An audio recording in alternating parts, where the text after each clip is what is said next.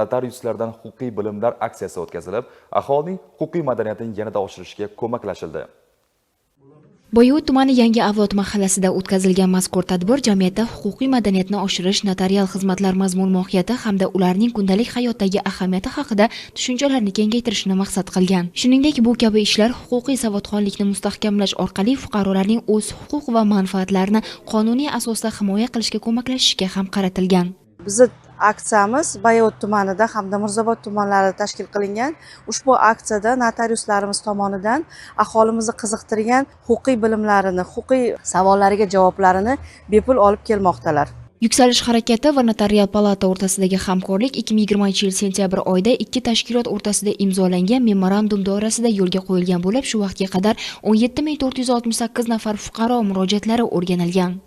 Jumladan fuqarolarga yerga oid uy-joy bilan avtotransportlar bilan bog'liq bo'lgan bitimlarni rasmiylashtirish tartibi, amalga oshirish haqidagi masalalar bo'yicha maslahatlarimizni berdik. 2 kunlik aksiya davomida ko'plab mahalla idoralarida yakka tartibda bepul huquqiy maslahatlar berildi.